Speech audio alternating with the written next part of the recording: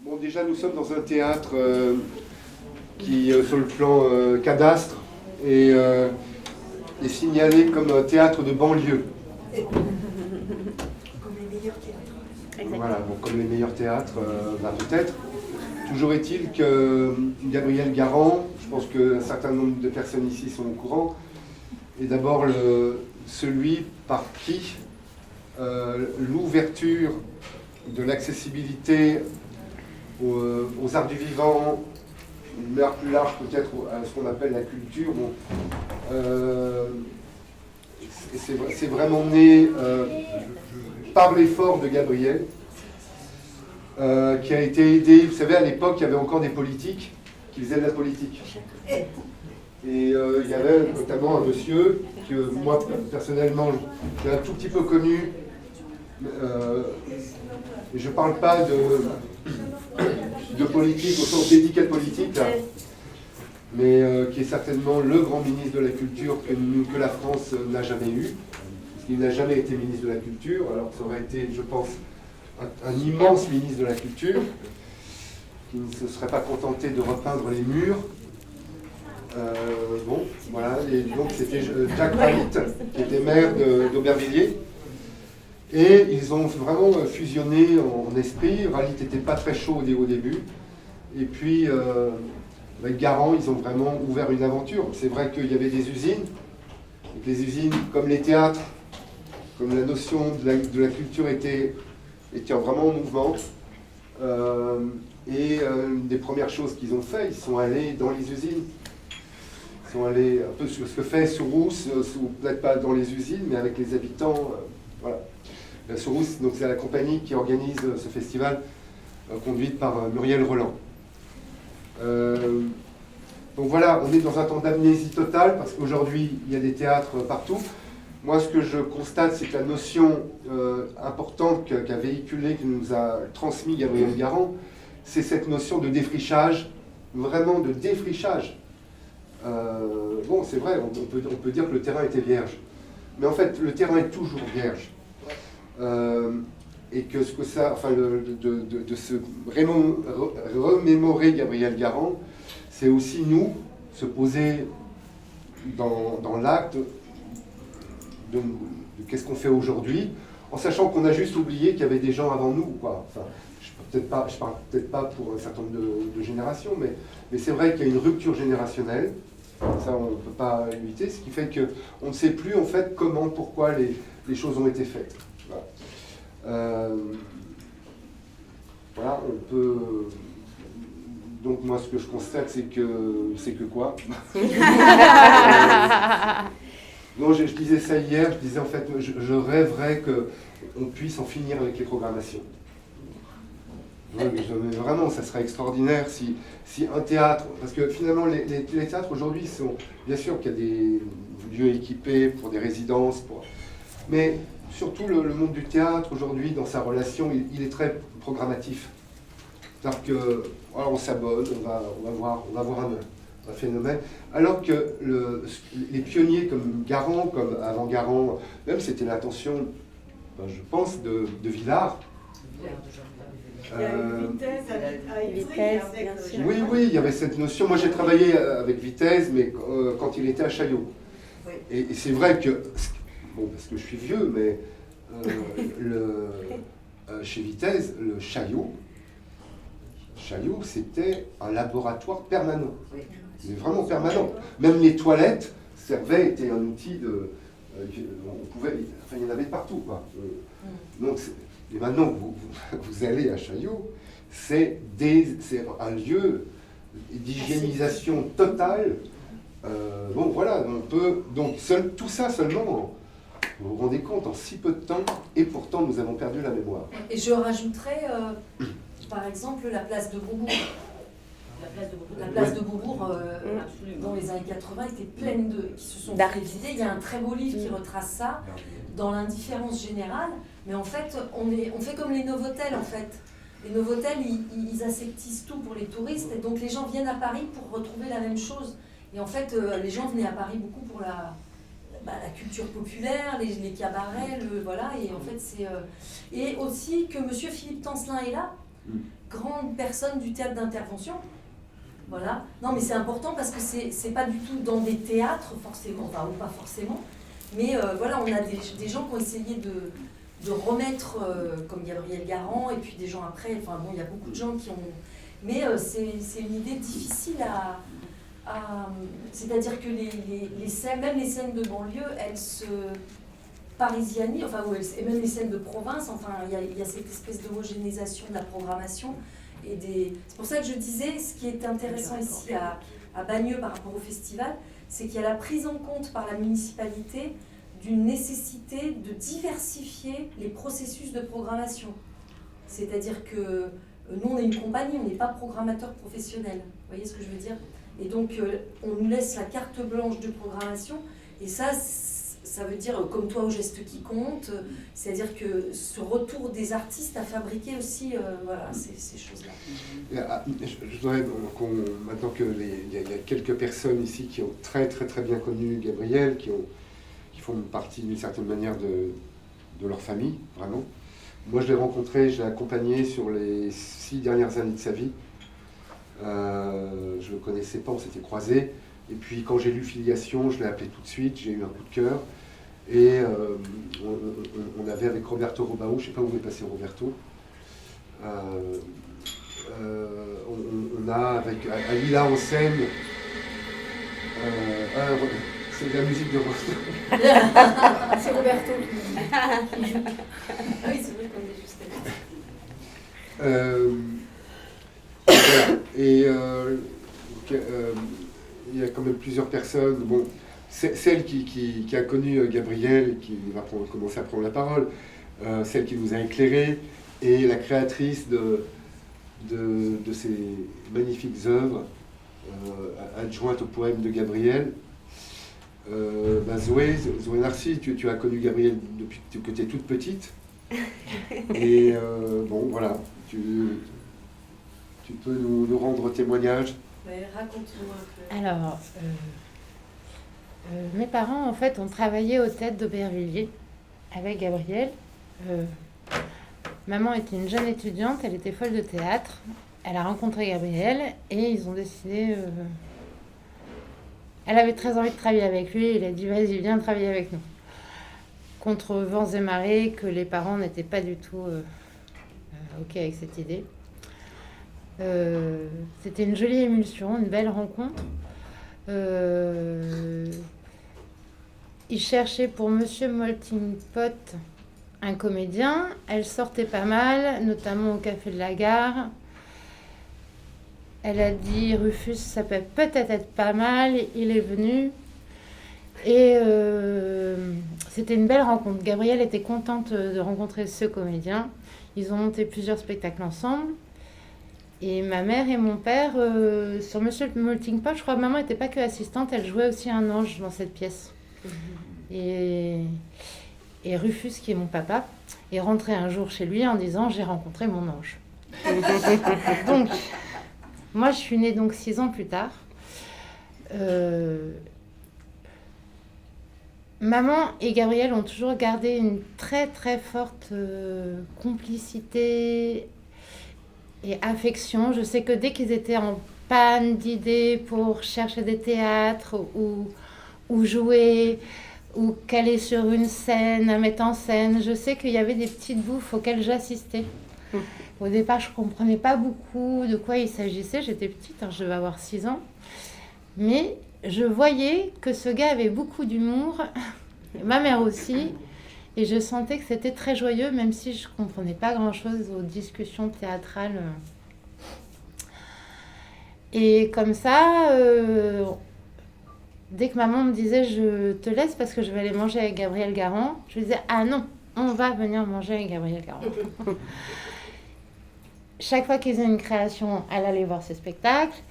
Et dès que je pouvais, j'essayais de venir aussi. Dès qu'elle faisait quelque chose, il venait aussi. Et moi, quand j'ai fait 2 créations, il est venu aussi. Lors d'une manif, je lui ai confié qu'il était mon dieu des planches. Dieu des planches. que pour moi, le théâtre, bien que quand même mon papa et ma maman y avaient bien leur place, mais pour moi, autant ma mère c'était Jean Villard et Gérard Philippe, bah moi c'était les mises en scène de Gabriel. Et voilà, après il y a eu le jour où ma mère est décédée, et j'étais, bon, bah voilà, comme... Et Gabi...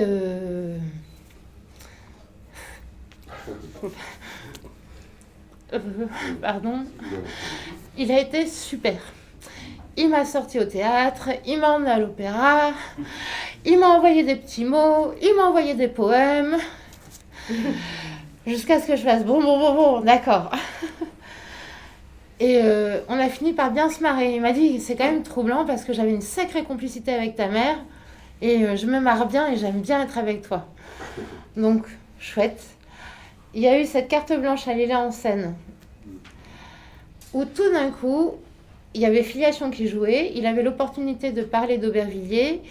Lila en scène, c'est un endroit où c'est Claire Accard qui tient ce lieu, et c'est la fille de André Accard, qui était le scénographe de Gabriel. Voilà. Donc pareil, Claire et André, je les ai vus depuis toute petite, comme ça. Et qui a participé au plan, je crois, du théâtre avec le cinéma d'Aubervilliers, André Accard. Oui, aussi. Ils ont adossé comme ici. Enfin, ça a été conçu. Rebecca de Reims, donc Mais voilà, je suis plus. Toi, Rebecca, toi, tu Mon vrai nom, c'est Aïchouba. De Reims, c'est mon Pardon. Mais ça ne me dérange pas. Attends, je laisse continuer. Je finis juste comme ça. Il y a eu cette carte blanche à Lila en scène, et Gabi, en fait, moi je faisais des petits dessins pour mes amis et pour faire des petits calendriers que j'offrais. Je lui en ai offert un. Pour Lila en scène, il m'a appelé, il m'a dit, écoute, je pense qu'il n'y aurait pas plus de 50 personnes, mais ce serait tellement bien si on pouvait accueillir chaque spectateur, toi et moi, à la porte d'entrée, avec une petite enveloppe dans laquelle il y aurait un poème illustré. Je fais, ouais, c'est dans combien de temps ? On avait 2 mois. Donc, on a passé 1 mois à choisir ses poèmes. Il voulait que je les lise, mais je lis très mal à voix haute. Donc, je lui ai dit, non, lis-moi tes poèmes. Je rentrais à 3h du matin. Je faisais 3 propositions de dessin.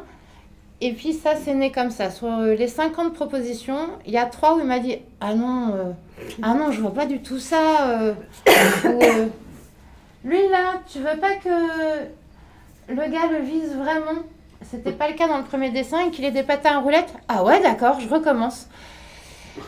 Il y a eu comme ça 3... Et sinon, on était enchantés. Et c'est ce qu'on a fait. C'était fou parce que le temps était fou. Je crois que j'ai même fini de faire les photocopies à 8... Enfin, j'ai couru au théâtre. Après avoir fait les photocopies, on a mis sous enveloppe et on est arrivé. Il y avait le premier spectateur qui est arrivé. Et on a donné l'enveloppe. Ouais, c'était ça le... Vous avez donné des œuvres originales ? Non, c'était des photocopies. Oui, c'est celle-là. Les œuvres originales, ce sont celles-là ou elles sont... Non, en vrai, je dois vous avouer qu'en bossant à 3h du matin et tout, c'était des gribouillis, des fois sur des petits formats comme ça, tout chiffonné, des fois. Et le but, en fait, c'était de mettre le poème au dos, tu vois. Donc, du coup, on s'est dit, on fait photocopie, tu m'envoies tes textes... que Rebecca a trié soigneusement. Je suis pas la seule. On est nombreuses à avoir trié les poèmes de Gabi. Et du coup, on s'était photocopié pour avoir le recto verso que Gabi voulait. Il voulait ou on tombe sur le poème ou sur le dessin d'abord. Et voilà. D'où l'idée des petits porte-manteaux où j'ai mis les dessins en recto verso comme ce qu'il avait souhaité. Ouais, c'est à 2 entrées aussi, c'est intéressant. Comme au niveau hébraïque. Voilà. Rebecca, donc, toi, tu as aussi, toi, tu as rencontré Gabriel. Moi, je vais rebondir sur la photocopieuse, c'était du pain béni. Ouais. J'ai le privilège d'avoir cassé la photocopieuse du Théâtre international de langue française lors de mon premier stage au Chili. Ou Tiffany. En voulant bricoler, Tiffany, on s'est croisés Mais bon, non, mais pour vous la êtes au faire. courant qu'après la Commune, Gabriel a créé le TILF, Oui. le Théâtre international de langue française, où il est parti défricher tous les poètes, on va dire francophones, mais hors de France, Et donc auteurs. beaucoup en Afrique, entre autres. Et vous y avez participé, c'est ça? Moi, j'ai rencontré Gabi à ce moment-là. J'étais au cours Florent, je venais de voir un docu sur Villars. Et je sais pas ce qui m'a pris, je me suis mise à chialer comme... Mais j'ai pas compris. Bon. Et il se trouve que cette année-là, on avait la chance de faire partie d'un dispositif où on allait à la rencontre des équipes de théâtre, technique, administration, etc. C'était génial. Et du coup, on s'est retrouvés au TILF à un moment donné. Et je devais faire un stage et je ne l'avais pas encore trouvé. Et je ne sais pas pourquoi, je sais pas ce que j'ai chopé comme mot ou comme sensation, j'ai fait le rapprochement avec Villars. J'ai senti que j'étais dans l'endroit où je voulais être. Voilà, donc j'ai commencé comme ça. Après, ça a été une amitié comme avec nous toutes et une longue collaboration et des allers-retours. Et puis, c'est là-bas que j'ai rencontré notre cher Cham qui s'est caché, de Monsieur Linéaire, du TILF. Sego, un peu plus fort. Sego, il s'est caché, mais il est très grand normalement. D'accord. Bon, il était là, voilà. Et puis voilà, je ne vais pas parler longuement. Les poèmes de Gabi, dès qu'il avait une amie, une copine, une assistante, il nous les a toutes fait trier et retrier et retrier. Oui, parce que chez lui, c'était vraiment une caverne. C'est un appartement où il a vécu de très très nombreuses années. Il y habitait avec sa maman. Il y habitait avec sa maman. Donc c'est tout un appartement qui a toute une histoire et il écrivait énormément. En fait, ce qui est édité, c'est juste, ça représente une portion. Une petite portion, ouais. Alors Gabriel a aussi écrit un roman autobiographique qui s'appelle Géographie française, qui a été édité par Flammarion, qui est malheureusement en rupture de stock, mais qu'on trouve sur le Bon Coin, on trouve en ligne, il y a des gens qui revendent. Il raconte en gros qu'il était un enfant qui a dû se cacher pendant la guerre et qu'il a découvert la géographie de la France en se cachant. Ah oui. Par région. C'est un peu identique à la famille Beauvais. Parce qu'on n'en parle plus, on en parle maintenant. Mais la géographie mon père est né à Aix-en-Provence, 87 déportés, donc effectivement, c'est quelque chose que je connais de par mes grands-parents qui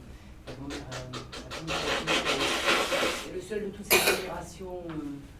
Mon grand-père a été enterré, et il y a une plaque commémorative à Aix-en-Provence, c'est le seul de toute sa génération qui est enterré normalement. Voilà. Oui, qui est là, bien sûr, à côté de l'archevêché d'ailleurs. Il y a une grande cérémonie qui est là. Et sur ce qu'on appelle en fait, c'est une branche juive très particulière, qui sont, on va dire, un petit peu ashkénazes, mais ce sont les juifs du pape, qui étaient sous la protection du pape, à l'instar de un petit peu à la Tunisie. Le comte Vénessin, avec la protection du B, de ce qu'on connaît en Tunisie aussi. Donc ça existe aussi en France, ce sont les juifs provençaux. Il n'en est resté que très peu. Mais bon, à part ça, c'est très intéressant parce que il y a plusieurs... Tu parlais de chemin qui t'a emmené là. Moi, c'est Laurent qui m'a emmené là. Et il se trouve que j'habitais à Aubervilliers à Courneuve. Et il parlait de politique politicienne, oui. Effectivement, moi qui ai grandi justement avec cette décentralisation théâtrale, avec la notion du théâtre populaire, je pense que longtemps les Juifs sont aussi une partie un peu de tziganes et de voyageurs. Et cette part-là, il y a une école en matière de peinture, on a maintenant une reconnaissance des Juifs de Paris qui ont effectivement... Mais je pense que leur art a été longtemps caché, qu'il y a un problème vraiment politique et démagogique aujourd'hui, qui n'existait pas auparavant, et qu'on a oublié que Marx, même s'il a écrit, il était complètement, c'est quand même, il y a des origines sur la question juive, et sur le fait de partager, et cet esprit de communiste qui aujourd'hui n'est plus ce qu'il était auparavant, notamment le kibbutz, parce que tu as dit que tu étais d'origine ukrainienne, tu sais bien que tout vient de là aussi. Ah, Yeshiva, t'as dit? Non, Aïchouba, ouais. C'est algérien. Algérien, ouais, magnifique. Et c'est intéressant parce que je pense que c'est ça aussi qui a mis à l'écart. C'est-à-dire qu'aujourd'hui, quand on voit ce qui se passe, on parle d'étoiles jaunes, on parle bien sûr qu'il n'y a pas de quelque massacre de quelque origine qu'il soit et de quelque part qu'il soit, il est inacceptable. Mais je pense que c'est vraiment un problème politique. Et que la culture telle qu'elle est mise maintenant dans les communautés justement des partis populaires communistes, ils ont mis à l'écart beaucoup de choses. J'ai des historiques très forts, j'ai une très grande artiste et on ne sépare pas les questions politiques du Moyen-Orient avec le reste. Et je pense qu'il y a eu une mise à l'écart là-dessus. Donc c'est dommage, et bon, c'est bien pour l'esprit. Oui. Merci. Après, je passe la parole à Tiffany. Non, mais je rebondis juste sur un petit... Non, enfin, ce qui est génial, c'est que Gabi, effectivement, a créé, avec l'aide de Jacques Ralit, le théâtre de la commune d'Aubervilliers. Il a commencé par un gymnase. Effectivement, tu as raison, ils allaient à la rencontre c'est d'aller à la rencontre du public et pas l'inverse. Et ce qu'il disait dans son acte fondateur, c'est « je veux que les gens aient accès à la culture comme on a accès à un hôpital, à un dispensaire, à tout ce qui est nécessaire à la survie. On doit mettre ça au même niveau. » Bon, ça, c'est très Vitesse, c'est très Villard. Mais il y avait ce rapport-là au monde ouvrier, mais aussi à la jeunesse. Il a aussi commencé par animer, comme tu fais ici parfois, un groupe de jeunes qui faisaient du théâtre. Ça a été ses premiers acteurs d'ailleurs après, puisque ceux qui sont professionnalisés, il a lancé Marie-Christine Barrault, tous ces gens-là sont des gens qui viennent du groupe Firmin Gémier et qui en sont devenus... voilà. Et puis pour ce qui est du TILF, Gabi avait un amour incroyable pour tous ces auteurs qu'il a fait découvrir et autrices. Il y avait beaucoup d'Africains. Dans un de tes poèmes, des poèmes que tu as lus, il parle d'Aimé Césaire. Mais il en a fait découvrir. Mais dans ceux que j'ai loupés, parce que j'ai loupé donc une partie, vous n'avez pas entendu ce soir. Voilà. Oui, un petit peu, mais bon. Et voilà, et c'était... je me rappelle de son amour pour eux.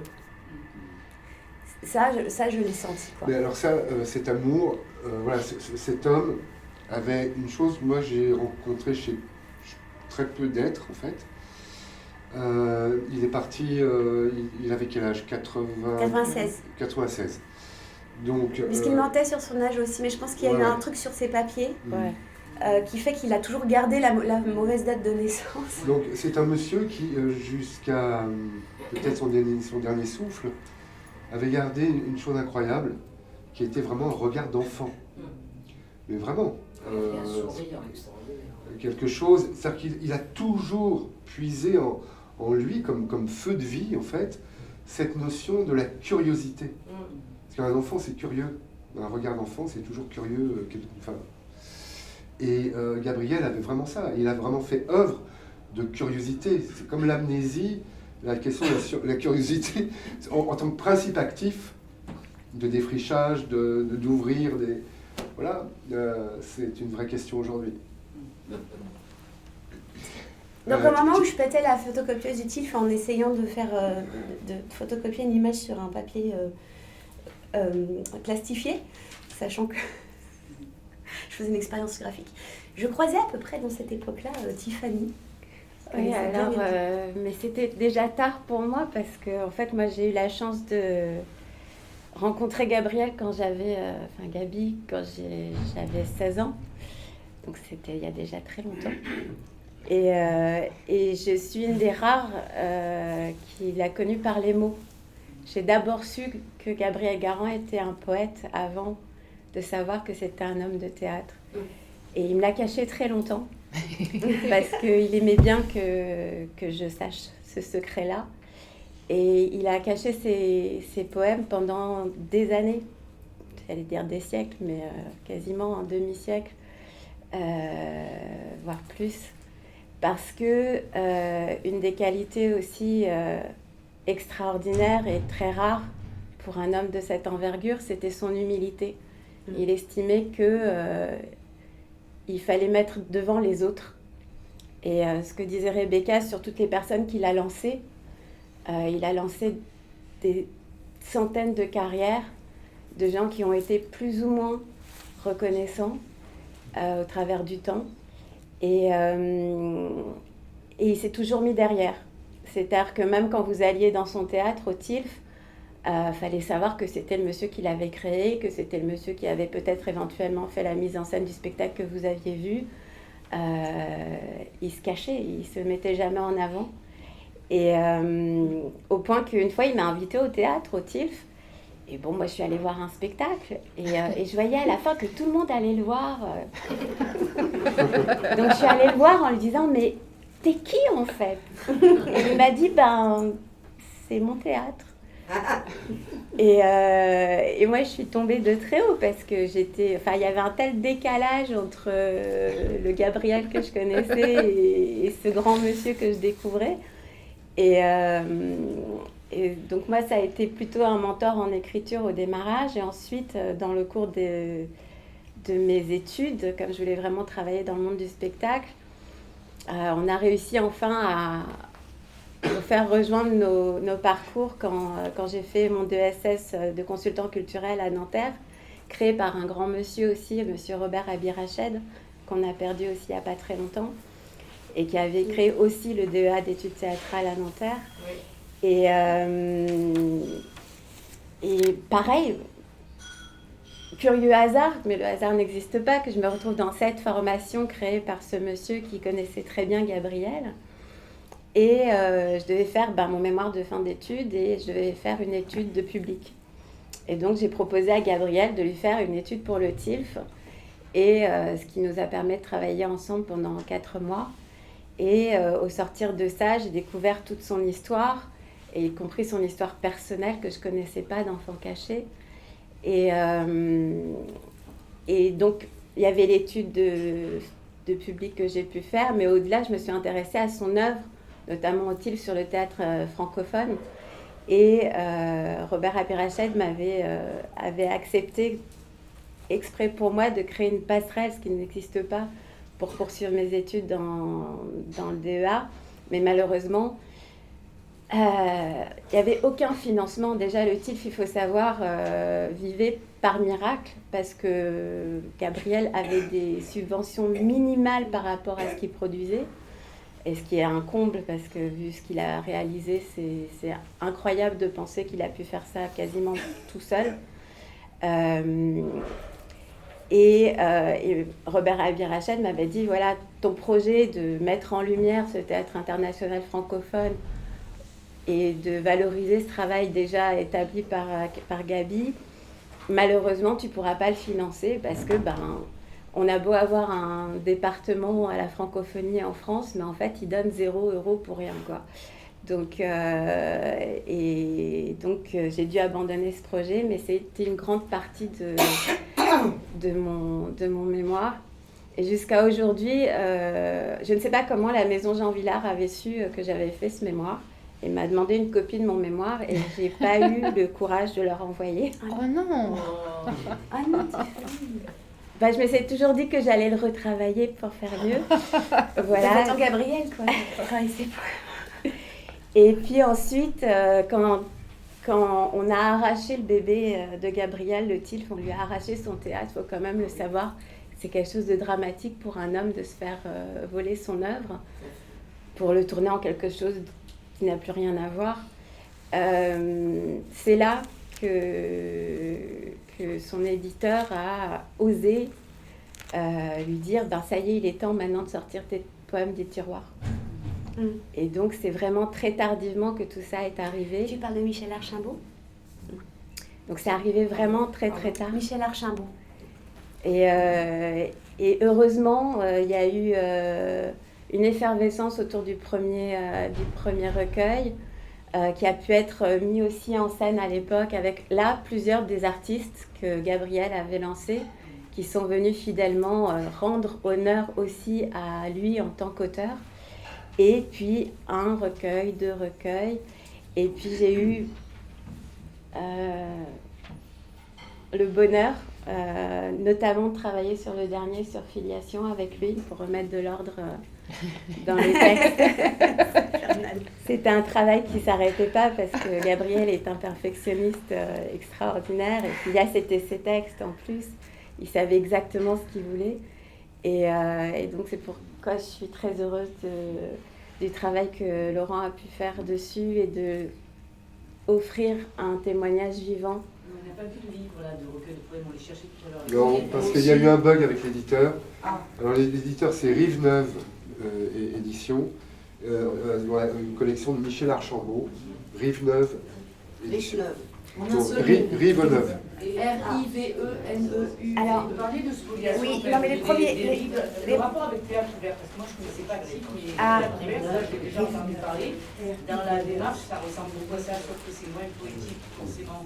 C'est plus dans la littérature, enfin, dans le champ littéral. À théâtral. l'époque de Lucien Atoun, Mais c'est un je veux dire- rapport avec ça? Non, non, ils ça- étaient non, très non, liés. Non, non. c'est pas lié au théâtre ouvert. Non, non, pas du tout. Lucien Atoun et Gabriel étaient très très liés. Et donc tant que Lucien dirigeait le théâtre ouvert, et je pense qu'on ne peut pas commencer aujourd'hui, mais ils étaient très proches, mais c'était pas lié au lieu de théâtre ouvert en soi. Effectivement, il y a eu un événement là-bas, je sais plus ce que c'est. Il est en ligne sur le site. Il y a le site de la compagnie de Gabriel, la dernière compagnie qu'il a eue, tenue par Fred, qui paye encore est encore en ligne, ça s'appelle le Parloir Contemporain. Il y a plein d'archives dessus, des tas de trucs. Le problème, c'est qu'il y a aussi un certain nombre de recueils au départ qui ont été à compte d'auteur, donc limités. Il y en a, ouais. Ce serait génial de les Rééditer. Il y a le fonds Gabriel Garon qui se trouve à la bibliothèque francophone multimédia de Limoges. Voilà, si vous passez Mais il y a par pas, Limoges. ouais, je sais pas si Ça doit être en ligne, Je ça. suis pas sûre que ce Si soit. Je sais pas. multimédia, ça fait un peu en Oui, ligne. peut-être qu'il y a un fonds en ligne, je sais pas. Pourquoi Limoges? Parce que Parce c'est que la la bibliothèque francophonie. francophone multimédia. D'accord. Et c'est un gros truc sur la francophonie. Et puis à Limoges, vous avez le festival qui s'appelle les Francophonies, Oui. qui est un gros festival. Donc le rapport francophone est quasiment évident, quoi, disons. Si je peux ajouter quelque chose, je pense à lui, à Aubervilliers, en tant qu'un gars qui abat les frontières, qui a été chercher des auteurs comme Vichniac par-dessus toutes les frontières qui n'avaient pas été traduits, qui les a fait traduire pour les faire jouer. Et c'est aujourd'hui devenu des auteurs contemporains connus, mais à l'époque ça ne l'était pas. C'était pas à la mode du tout de faire ça. Et du coup je me perds. En tout cas, voilà, c'était un gars il était à fond dans le théâtre. Il cherchait le texte avant tout. Comme prémisse à tout, il allait les chercher au-delà des frontières, il les faisait traduire.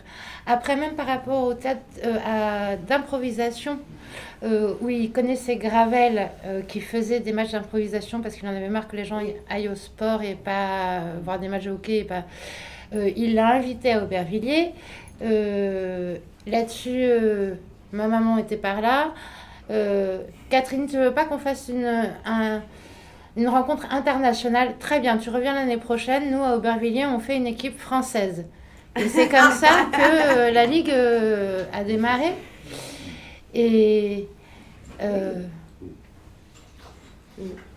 C'était un créateur. C'est-à-dire que le théâtre de la Commune, c'était le premier théâtre au-delà du périphérique. C'est-à-dire qu'il avait cette vision de toujours aller plus loin dans tout ce qu'il pouvait faire. Et pour le TILF, il est allé chercher des auteurs francophones dans le monde entier, pour le Vietnam. C'était tous les auteurs qui écrivaient en français dans le monde. Donc, peu importe où ils se trouvaient, lui les trouvait. Et petit à petit, eux le trouvaient aussi parce qu'il se faisait identifier finalement comme étant une porte d'entrée. Mais encore avec cette unité, c'est pour ça que je rebondis sur ce que Zoé a dit sur le fait d'être un dieu, son dieu des planches. Je pense que Gabi a dû rire énormément de ça parce qu'avec son humilité naturelle. Alors, il me racontait qu'il montait les plus grands trucs quand même. Et parce que la veille de l'ouverture d'Aubervilliers, il me dit qu'il avait appelé Villard en disant « Mais je vais jamais remplir la salle maintenant que c'est... » Et Villard avait dit « Mais si, bien sûr, tu vas le faire. » Et puis bon, il démarre son aventure comme ça. Et après, il me confie qu'en fait, dans les coulisses, quand tout d'un coup, les comédiens s'échauffaient, il partait dans une coulisse, dans une loge, et il écrivait un poème. Mais il a tout le temps écrit, en fait. Mais en parallèle, sans en parler. Je trouvais ça beau, quoi. Il a fait sortir les plus grands auteurs qu'il a été chercher partout. Lui, il allait se planquer entre deux répètes pour écrire ses poèmes, qu'il a finalement... Mais ça l'a sauvé. Les poèmes quand Gabi était sous l'occupation, réfugié chez des gens qui ne savaient pas qu'il était juif parfois, et qu'il était seul et déscolarisé, il n'avait que l'écriture. Il n'avait que ça pour... Donc ça a été quelque chose pour lui qui l'a vraiment sauvé. Et qui... Un exutoire. Un Ouais. exutoire, il en Pouvoir parlait dire. tout à fait comme ça, ouais. Ouais. Voilà. Il y a beaucoup à dire. Bon, vous avez certainement peut-être des questions, mais avant, je voudrais quand même entendre d'une personne qui a croisé Gabriel à travers Lila en scène. Peut-être que tu peux nous faire part juste d'un sentiment de mémoire. Roberto Robao. Oui, je l'ai rencontré à l'expérience de l'île en scène dont on parlait. Plus fort, et L'île, quand on a fait filiation. Oui. Et vous me souvenir de quelqu'un très réservé. Et ce sourire qui était évoqué. Il m'a regardé, on s'est regardé et on souriait. C'est un coquin.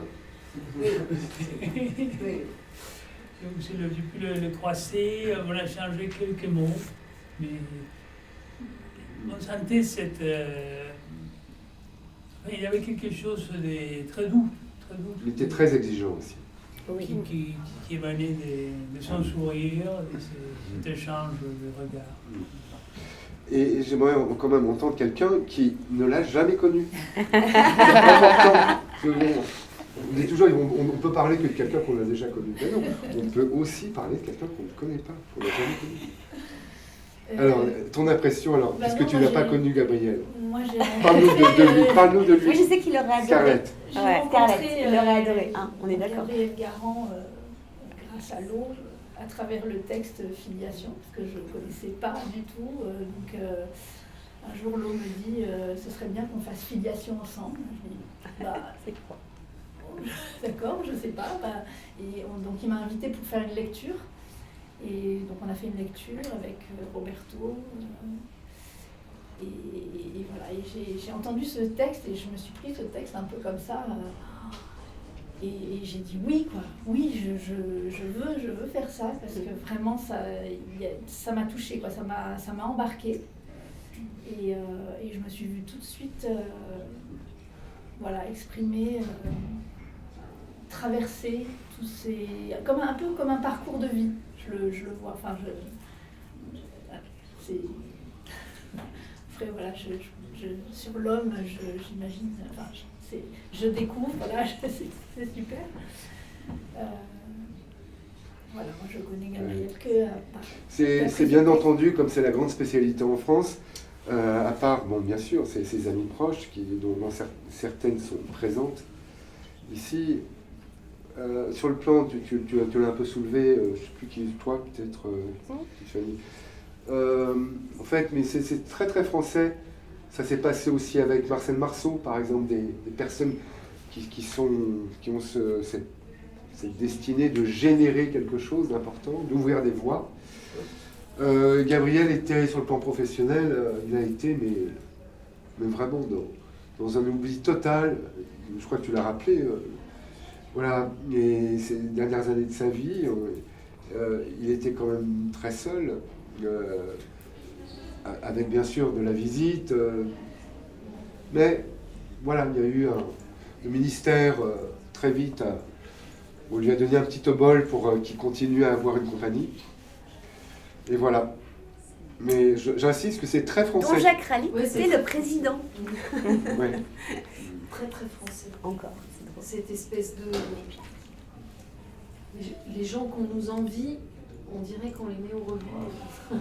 C'est-à-dire que quand on voit l'œuvre gigantesque de cet homme qui a quand même changé la face du théâtre en France, voir le peu de reconnaissance, mais aussi le peu de gens qui le connaissent. C'est-à-dire, si vous citez Gabriel Garand, les gens vont vous dire qui est-il? Les gens ne savent pas. Et même des gens qui travaillent dans le monde du théâtre, dans le monde du spectacle, n'ont aucune idée. Si vous citez le théâtre de la Commune, ils vont dire oui, je connais le théâtre de la Commune.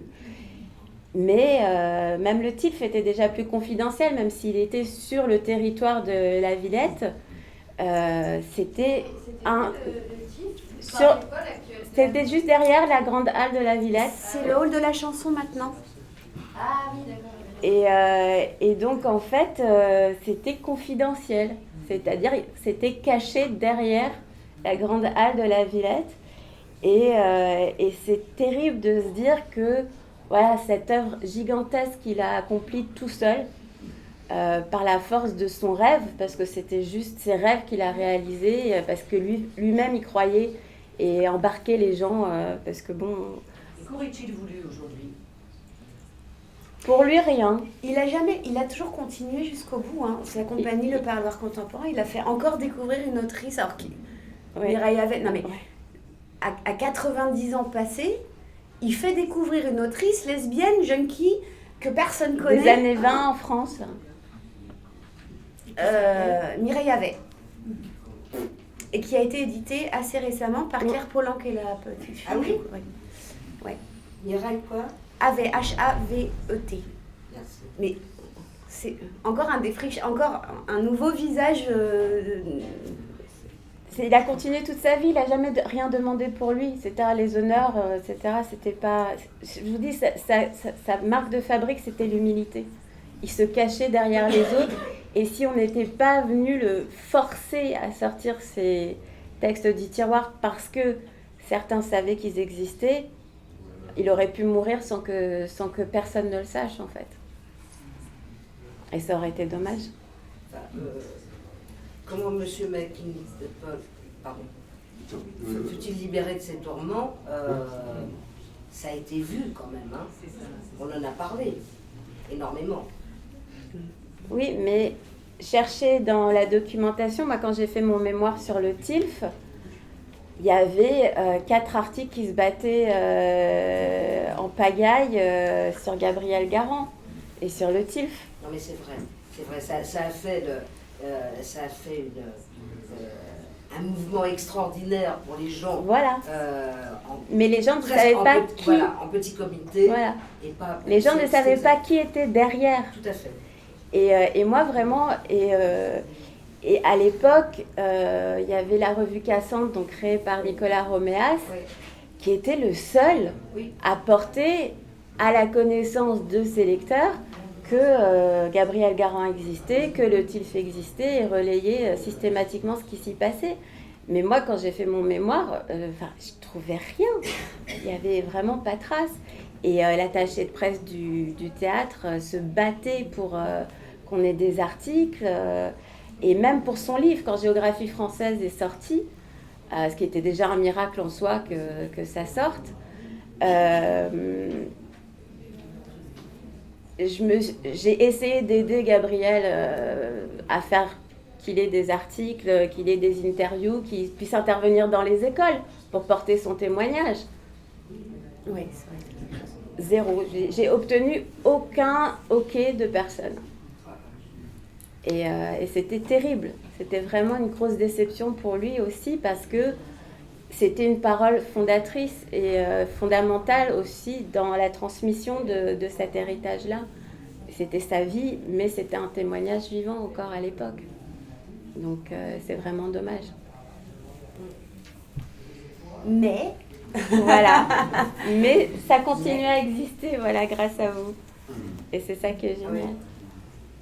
Je voudrais savoir, moi. Non, c'est pas ça. C'est que depuis tout à l'heure, madame. Aucun souci. Écoutez, j'ai cru comprendre quand même que Gabriel Garand était avant tout un homme de théâtre. Oui, Il oui. a monté des pièces. Oui, bien sûr. Alors, ce que j'aimerais savoir, c'est que j'ai bien compris qu'il faisait connaître énormément de textes, puisque les pièces, c'est des textes aussi. Quel type de texte il a monté ou quelle pièce de théâtre il a monté? Qu'est-ce qu'on a comme... On sait bien que le théâtre, c'est vraiment un spectacle éphémère, c'est-à-dire à moins qu'il y ait une prise de cité pas comme ça arrive quelquefois, oui, mais il n'empêche que quand même, dans l'histoire du théâtre, il y a forcément des pièces qu'il a montées. Oui, bon, alors, sauf, alors, moi, moi je ne peux pas vous répondre parce que je n'ai jamais assisté à un seul spectacle de Gabriel, je l'ai connu comme Tiffany à travers le livre. Mais par contre, Et Rebecca et ça, Zoé... on pourrait peut-être faire un événement où on parle vraiment de ça, parce que là, ça, on va prendre 3 heures, parce que le répertoire de des pièces montées par Gabi est immense. Vous pouvez, sur le site, c'est facile, là, vous allez sur le parloir contemporain.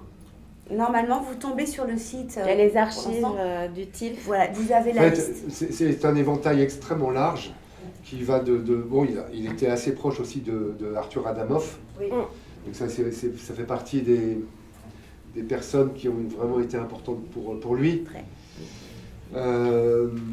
Mais il a monté énormément de spectacles, énormément. Des écritures contemporaines qu'il a vraiment fait découvrir. Et puis, oui, là, je crois qu'il a monté du Pirandello.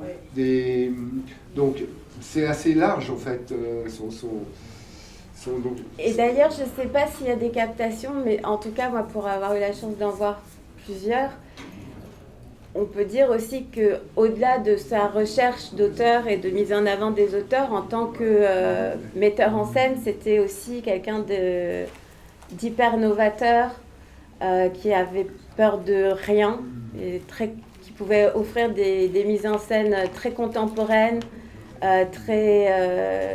je sais que c'était sur Adamoff, justement, il avait fait un montage de texte de Adamoff à la Commune il y a quelques années. Je crois que c'était pour les 50 ans d'ailleurs. Et la mise en scène était juste bluffante, quoi. C'est-à-dire que j'avais beau avoir vu énormément de spectacles de plein de metteurs en scène dans ma vie. Voilà, tout était original parce que c'était aussi un créateur. Et il avait cette vision. Et sur la fin de sa vie, il a pu retourner à son métier de comédien aussi.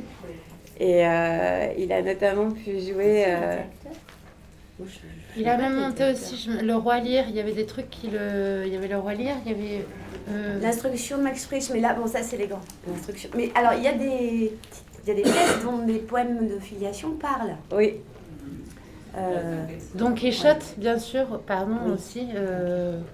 Il avait joué dans la cour d'honneur à Avignon. Enfin, joué. Qu'il avait mis en scène, quoi. Où il y avait un cheval rossinante à roulette et il y avait eu un jour de Mistral où le cheval a basculé et s'est arrêté par miracle à quelques centimètres du vide. Madame, vous vouliez... Moi, j'aurais été intéressée, parce que ça m'intrigue quand même, de savoir quelle reconnaissance, ou en tout cas quel contact, oui, quelle reconnaissance quand même, et quelle écoute il a eu de ses contemporains créateurs également. Moi, ça m'intrigue quand même. Ben, les auteurs qu'il a fait découvrir, pour certains, voilà, sont restés ses amis. Et en plus, il les a programmés, reprogrammés sur la durée aussi. Pareil pour les comédiens, c'est ce que je disais tout à l'heure, il a lancé énormément de carrières. Voilà, sa plus fidèle, c'est Marie-Christine Barrault, qui jusqu'à la fin a toujours été là. Voilà, elle a toujours accompagné, a fait des lectures avec lui justement de géographie française, son roman autobiographique. À la Maison de l'Arbre à Montreuil, qui était la maison de Gatti avec Gatti. Voilà. Et puis il y a aussi des gens qui ont oublié qu'ils ont commencé ou qu'ils ont été découverts. Mais bon, ça c'est le propre de l'humain. Malheureusement, il y a ceux qui mordent la main qui les a nourris et ceux qui l'embrassent. Et il aura eu les deux. Et même au niveau des directeurs de théâtre, notamment en banlieue, qui ont été aussi alors très il y a eu de temps en temps, mais à ma connaissance, mais bon, en même temps, moi quand j'étais au TIL, c'était sur les années 97, 98, 99, donc ça remonte déjà. Il y avait quelques actions qui étaient hors les murs, donc ça pouvait arriver ou même qu'on reprogramme certaines des pièces qu'il avait programmées au TIL qui se jouaient ailleurs, dont j'ai un trou de mémoire, Marie Laberge. Oui. Marie Laberge, qu'il avait programmé en France et qui a rejoué ensuite au Canada, au Québec. Voilà. Mais mais c'est-à-dire que c'est... mais même au niveau juste institutionnel, moi je sais qu'à l'époque, j'avais travaillé avec lui pour une subvention, je crois que c'était même pas une subvention de création, mais de fonctionnement auprès de la francophonie à l'époque. Je ne sais plus si c'était un secrétariat, un sous-secrétariat, enfin peu importe. Et on avait obtenu 40 000 francs. Mais alors, il avait des amis, il y a quand même eu une génération d'amis. Il y a eu Daniel Darès au Théâtre Antoine, ce qui était un ami très proche, mais là, et l'histoire commune aussi, bien sûr, qui les a rapprochés. Il y avait Lucien Atoun qui était... Alors, je pense les théâtres, voilà, il y a eu la génération de l'implantation des théâtres en banlieue où quand même ils se connaissaient, avaient un soutien, mais après ces générations-là partant, non, il s'est retrouvé aussi complètement pas soutenu, dans ces... Didier Bezas, Didier Bezas, moi j'ai connu... Oui, à Didier Bezas, ça a été fidèle aussi. Ça c'était exceptionnel. Oui, il a été fidèle jusqu'à la fin. Avec des partenariats, des discussions. Ça a duré pendant plusieurs années jusqu'à ce que Didier s'en aille. Oui, tout à fait. Il a été fidèle jusqu'à la fin. On va dire. Oui. Mais voilà, mais ce qu'il y a, c'est au niveau institutionnel, ce qu'on aurait pu espérer, étant donné le travail extraordinaire qu'il a fait, ça malheureusement... Et à l'étranger, alors justement, par rapport à cet art institutionnalisé qui en France, on le connaît, on voit bien les travers de tout ça, les contraintes, les missions contraintes. Est-ce qu'à l'étranger, il y a des choses qui se font? Parce que nul n'est prophète dans son pays, n'est-ce pas? En fait, il y a des choses qui se font, c'est-à-dire... Est-ce qu'il y a des actions de reconnaissance qui sont faites? En fait, je ne sais pas, peut-être que je me gourre, mais je suis en rapport avec des personnes qui vivent sur le continent africain, par exemple, et ils connaissent Gabriel Garand. Oui, parce que les auteurs sont reconnus maintenant et ont beaucoup de reconnaissance, des choses, que ce soit notamment en Algérie ou sur l'Afrique de l'Ouest. Il y a vraiment une reconnaissance, au sens étymologique du terme. Peut-être plus qu'ici on le disait. Mais oui, voilà, c'est pas... Mais en tout cas, voilà, merci d'être venu et d'être resté. Merci à Muriel et Sourous et le Festival Auteur en Acte d'avoir ouvert ce rendez-vous mémoriel.